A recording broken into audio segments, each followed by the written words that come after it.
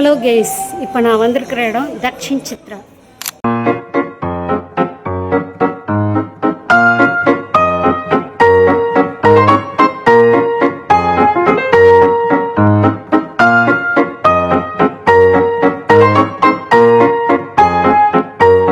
அதை நம்ம எக்ஸ்ப்ளோர் பண்ணலாம். வாங்க என்னோட சேர்ந்து நீங்களும் டிஜிட்டலாக ட்ராவல் பண்ணுங்கள்.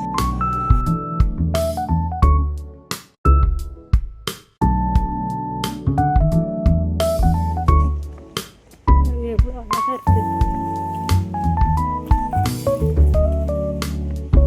இந்த சிலையை பாருங்கள், எவ்வளோ அழகாக இருக்குது.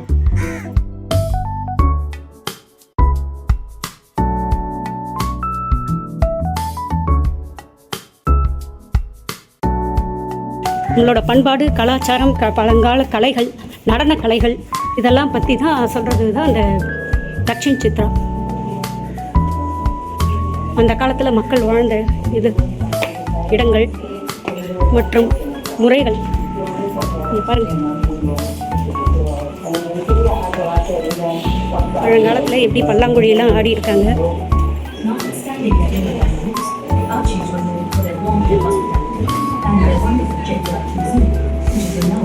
பல்லாங்குழியெல்லாம் வச்சுக்கிட்டு இப்படி தான் அழகாக தலையில் போல மரப்பாச்சி பொம்மையெல்லாம் இருக்குது பாருங்கள், சூப்பராக இருக்குது.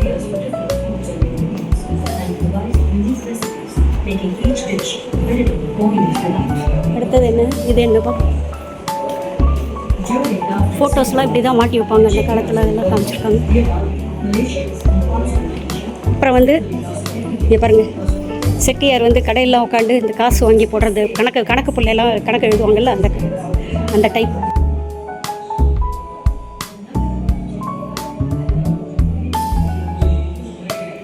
கலப்பாரி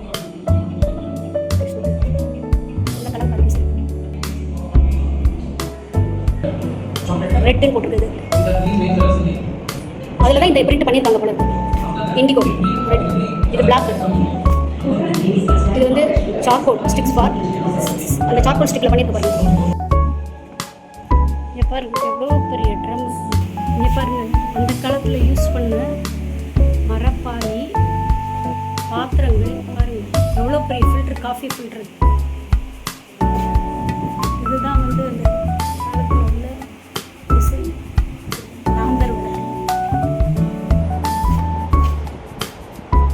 சிவன் பார்வதி.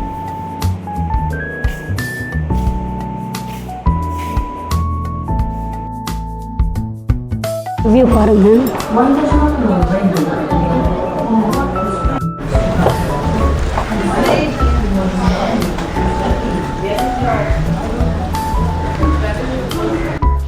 திண்ணை, வாசலில் கோலம், மாடத்தில் விளக்கேற்றி வச்சுக்கிறாப்புல, செம்மையாக இருக்குங்க. 2 சைடும் விளக்கேற்றி வச்சுக்கிறாப்புல. வீட்டோட டிசைனை பாருங்கள், செம்மையாக இருக்குது. இவ்வளோ தூண்கள் ஒவ்வொன்றும் அழகாக செதுக்கியிருக்காங்க. ஸ்டெப்பு பாருங்கள், ஏறுறதுக்கு ஸ்டெப்பு. திண்ணை இது பாருங்கள், திண்ணெல்லாம் ரெட் ஆசிட் போட்டு சூப்பராக இருக்குது. இது பாருங்கள், கதவு டிசைன். ஆனால் நிலவாசல்லாம் நம்ம குனிஞ்சு போக முடியாதான் இருக்குது. இங்கே பாருங்கள், அதை மேலே இந்த அரிசிலாம் போட்டு இது பறன்னு சொல்லுவாங்கள்ல, அதுதான் அது மேலே பறன். இந்த சைடு ஒரு கதவு. நிலவாசல்லாம் பாருங்கள், கம்மியாக தான் இருக்குது. ஆம்பூர் கிராமத்தில் திருநெல்வேலி பிராமணரோட இல்லம் அது. இங்கே பாருங்கள், இது ஒரு செல்ஃபு.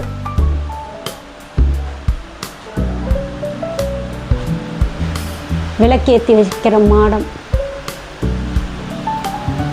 அப்படியே வீட்டுக்குள்ளே வந்தவுடனே அவ்வளோ குளுன்னு இருக்குது. இது ஹால் மாதிரி.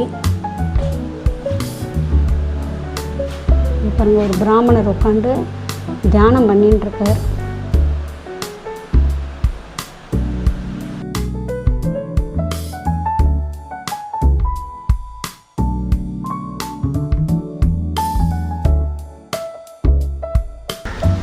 குயவர் வீடு கோலெல்லாம் போட்டு வாசலோட இதை பாருங்கள், சூப்பராக இருக்குது. பொண்ணு மாப்பிள்ளைய பாருங்கள், சூப்பராக இருக்குது. செஞ்சிட்ருக்காங்க பாருங்கள்.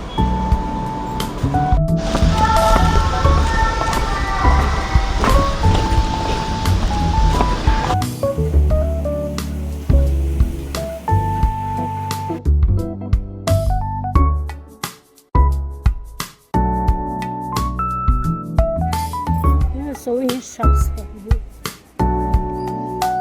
இந்த லாந்தர் விளக்குலாம் எவ்வளோங்க? 800 அங்கே இந்த லாந்தர் விளக்குலாம் நல்லா இருக்கு.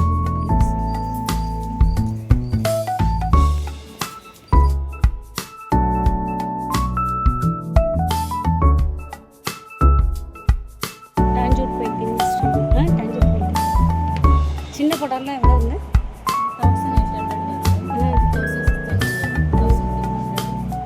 தலையாட்டி பொம்மை, தலையாட்டி பொம்மையில் 650.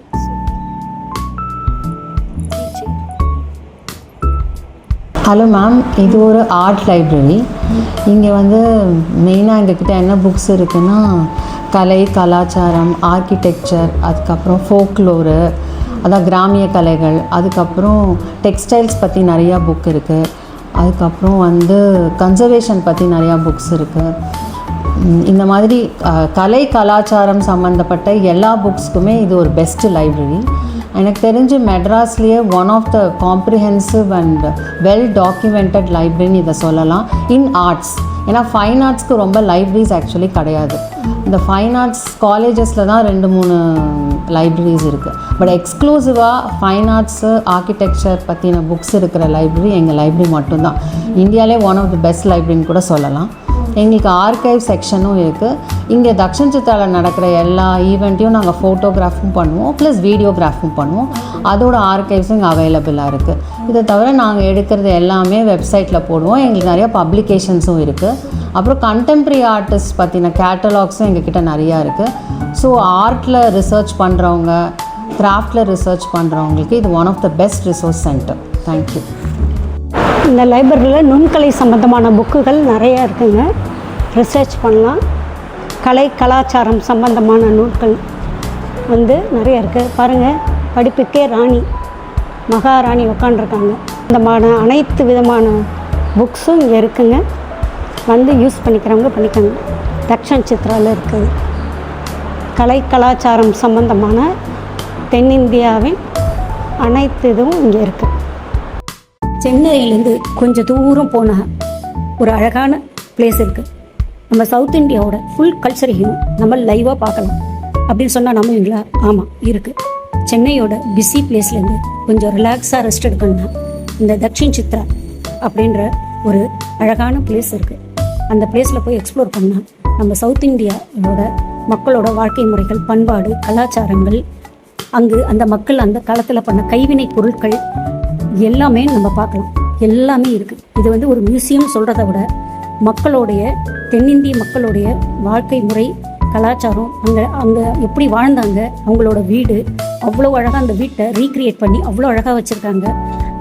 எப்படி வாழ்ந்தாங்கன்றதை, எப்படி அந்த வாழ்க்கை முறை இருந்ததுன்றதை ரொம்ப அழகாக பர்ஃபெக்டாக ரீக்ரியேட் பண்ணி வச்சுருக்காங்க. அங்கே நீங்கள் லைவாக பாட் பண்ணுறது, அப்புறம் கைவினை பொருட்கள் பண்ணுறதில் எல்லாமே நீங்களே அங்கே கற்றுக்கலாம். அதே மாதிரி நீங்கள் சண்டே போனீங்கன்னா அங்கே வந்து நடனம் ஷோஸ் நிறையா இருக்கும். ஆதிவாசிகளோட நடனங்கள் இருக்கும், பார்த்து என்ஜாய் பண்ணலாம். இதுதான் தக்ஷின் சித்ரா. சொல்லுங்க. கொட்டாக்குள்ள ரெட்டை அடுப்பு, பாக்கால் போடு பாருங்க. பாருங்க, ஒன்று எரி வச்சா 2 சமைக்கலாம். ஓ அப்படியா? சரி, பார்க்குறேன். வெயில் வேலைக்கு நீங்க வெளியெல்லாம் பார்த்துட்டு இங்க பாருங்க, ஒரு அடுப்பு பற்ற வச்சா 2 அடுப்பு எரியும். 2 in 1 தெரியுதா?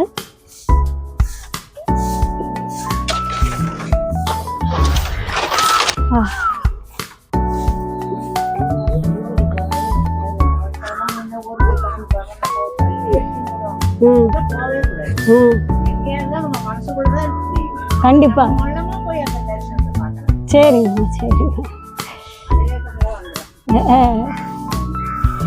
சுட்டில் வீடு ஆந்திர பிரதேசத்தில் சுட்டில் இந்த பாருங்க நுழைஞ்சோடனே கிச்சன் இந்த இதில் அங்கே படுத்துக்கிறதுக்கு கட்டில் உள்ள சாமி ரூம் தான் பெருசாக இருக்குது. அமைதியான பிளேஸ். சென்னையில் உள்ள ஒரு பிஸி லைஃப்லேருந்து கொஞ்சம் காமாக இருக்குன்னா இந்த இடத்துக்கு நீங்கள் வரலாம், என்ஜாய் பண்ணலாம், ஒரு நாள் ஃபுல்லாக என்ஜாய் பண்ணலாம்.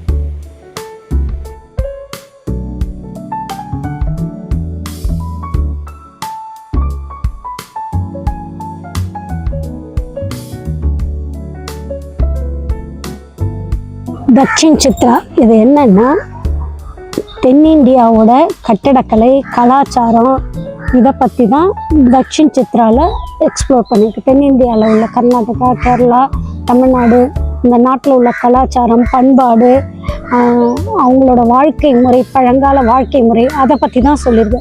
இதுதான் இதோட சுருக்கமான ஹிஸ்ட்ரி. இது வந்து புதுச்சேரி போகிற ரூட்டில் முட்டுக்காடுன்ற இடத்துல இந்த தக்ஷின் சித்ரா அமைஞ்சிருக்கு. இது எல்லாரும் வந்து பார்க்கலாம். அவ்வளோ அருமையான இடம் விசிட் பண்ணுறதுக்கு. கண்டிப்பாக ஒரு தடவை வந்து விசிட் பண்ணுங்கள். நம்ம தென்னிந்தியாவோட கலாச்சாரம், பண்பாடு, வாழ்க்கை முறை, உணவு என்ன உணவு பயன்படுத்தினாங்க அந்த காலத்தில் எல்லாமே டீட்டெயிலாக கொடுத்துருக்காங்க. வந்து பாருங்கள், அருமையாக இருக்குது பார்க்குறதுக்கு. அங்கே கண்டிப்பாக வந்து ஒரு தடவை விசிட் பண்ணுங்கள். ஓகேவா? பின்னாங்கள்ல இந்த கூடைகள்லாம் செஞ்சு தராங்க.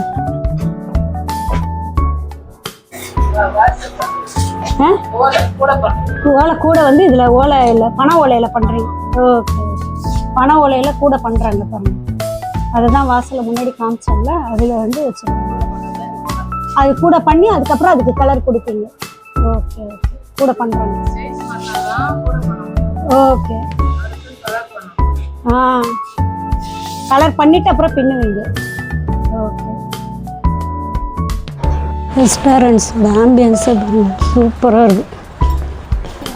இங்கே பாருங்கள், இந்த காலத்து கிணறு மறை அந்த இதில் தவளையில் ரொப்பிட்டு அப்படியே இங்கே குளிக்கலாம். எவ்வளோ வசதியாக பண்ணி வச்சுருக்காங்க பாருங்கள். அந்த ஸ்டெப்பை காமிக்கிறேன் பாருங்கள். இதுதான் அந்த ஸ்டெப்பு. மேலே ஏறி பார்த்தோம். இது ஏறுறதும் கொஞ்சம் பயமாக தான் இருக்குது, இறங்குறதும் கொஞ்சம் பயமாக தான் இருக்குது. பாரம்பரிய ஹவுஸ் இது. ஒவ்வொன்றிலையும் ஒரு சாமான், மளிகை சாமான் வச்சுப்பாங்க போல இருக்குது. இது வந்து ஊறுகாய் ஜாடி மாதிரி இருக்குது. புளி, உப்பு இதெல்லாம் இது பண்ணுறது. இது மளிகை ஸ்டோரேஜ். சத்தன் சித்ரா போயிட்டு வந்த செலவு வந்து எவ்வளோன்னு பார்த்தீங்கன்னா, பஸ்ஸு டிக்கெட்டு போக வர 50 100 ரூபாய்க்கிட்ட ஆயிடுச்சு. பஸ்ஸில் போயிட்டு வருது. 2 பஸ்ஸு மாறணும் இருக்குது. அதுக்கப்புறம் வந்து ஈசிஆரில் இறங்கி நான் ஷேர் ஆட்டோவில் போனேன். அது ஒரு 15 ரூபா. அங்கே என்ட்ரன்ஸ் டிக்கெட் வந்து ஒரு 180 ரூபா. எல்லாம் சேர்த்து ஒரு 500 ரூபாக்குள்ளே தாங்க வந்திருக்கும் செலவு. போயிட்டு வர செலவு, டிரான்ஸ்போர்ட் செலவு அவ்வளோவா இல்லை. நாங்கள் சாப்பாடு எடுத்துகிட்டு போகல. அதனால் அங்கே ஒரு 150 ரூபா கிட்ட சாப்பிட்டோம். மத்தியானம் சாப்பாடு. அதனால் அப்படி ஆச்சு. இல்லாட்டினா போக வரவே ஒரு 300 ரூபாக்குள்ளே முடிச்சிடலாம் சாப்பாடெல்லாம். ஆனால் சாப்பாடு அலோடு கிடையாது. அந்த சட்டன் சித்ராவில் சாப்பாடு அலோடு கிடையாது. அதனால் அந்த மத்தியானம் சாப்பிட்டதுனால எனக்கு வந்து ஒரு 400 ரூபாக்குள்ளே செலவு. அவ்வளோதான், அதுக்கு மேலே கிடையாது. அவ்வளோதான் செலவு. உங்களுக்கு என்னோடய வீடியோ பிடிச்சிருந்ததுன்னா சப்ஸ்கிரைப் பண்ணுங்கள். தேங்க்யூ.